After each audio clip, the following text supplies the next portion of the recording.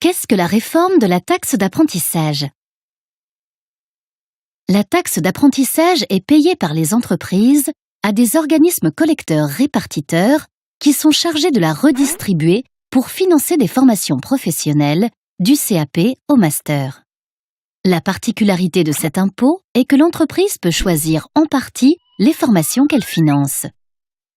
Auparavant, la taxe représentait 0,5% de la masse salariale, auquel il fallait ajouter la contribution au développement de l'apprentissage, CDA, qui représentait 0,18% de la masse salariale. Depuis 2015, la taxe d'apprentissage inclut la CDA et correspond à 0,68% de la masse salariale. Le taux d'imposition reste donc le même. Les sommes sont réparties de la manière suivante. 51% sont reversés aux régions afin qu'elles financent les formations en apprentissage. 26% sont reversés à des centres qui forment des apprentis, comme les CFA. On appelle cette part le quota d'apprentissage.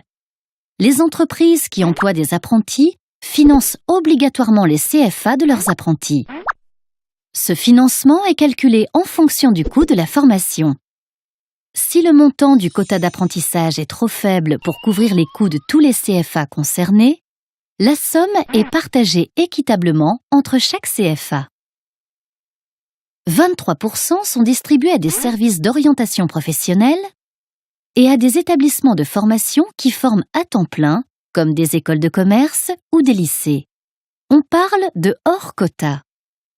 Sur ce hors quota, 65% doivent concerner des formations du CAP au BTS et 35% les formations à partir du niveau Bac+3 et au-delà.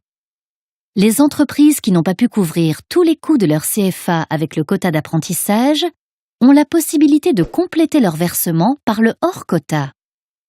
Les entreprises peuvent déduire de cette contribution hors quota une somme liée à l'accueil de stagiaires ainsi que le bonus d'apprentissage pour les entreprises de 250 salariés et plus qui emploient plus de 4% d'alternants. En revanche, celles qui emploient moins de 4% d'alternants doivent payer aux collecteurs-répartiteurs une contribution supplémentaire à l'apprentissage. Celle-ci sera reversée à des CFA. À partir de 2016, le nombre de collecteurs sera réduit. Au niveau régional, seules les chambres de commerce, de métiers et d'agriculture pourront collecter cette taxe et la reverser. En bref, la réforme simplifie la taxe d'apprentissage, notamment en la fusionnant avec la CDA, crée une nouvelle répartition, réduit le nombre d'organismes collecteurs et permet toujours aux entreprises de choisir les formations qu'elles financent.